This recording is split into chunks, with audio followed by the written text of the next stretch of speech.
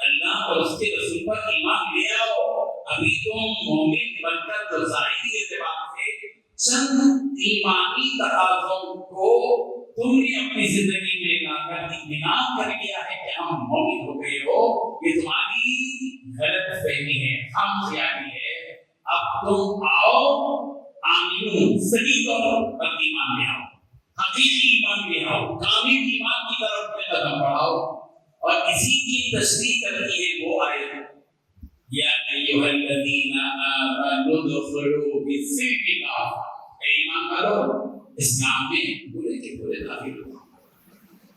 تھوڑا تھوڑا استعمال کر کے اور تھوڑا تھوڑا ایمان لا کر تم مطمئن ہو گئے اور دوسرے کاموں میں لگ گئے ہو، یہ خطرے کی گھنٹی ہے. تمہارا جو پہلے کا ایمان ہے وہ بھی نہیں چلا جائے. اس لیے اسلام میں پورے کے پورے داخل ہو جاؤ. یہ تمہارے ایمان کا سوال ہے. یہ بنیادی طور پر میں نے آیت کی مدد لے کر آپ کے سامنے بات کی. فکر کرنے کی ضرورت ہے. ہم سب کو فکر کرنے کی ضرورت ہے. ماشاءاللہ آپ حضرات علماء میں سے ہیں اور ایمان ہیں، قیادت کرنے والے ہیں، فکر کرنے والے ہیں، دانشور احباب ہیں اور ملت کے تئیں سوچنے والے ہیں.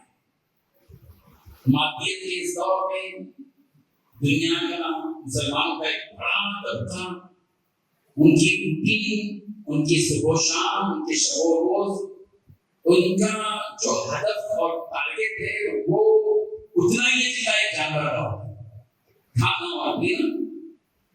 اور کھانے کے لیے وہ کما رہے ہیں، اس کو کمانے کی ضرورت نہیں ہے. اس کو بغیر کمائے کے بھی زیادہ جانور. تو اس کا فرق یہ ہے کہ اس کو کمانا پڑتا ہے پھر کھانا پڑتا ہے، فرق اتنا ہی.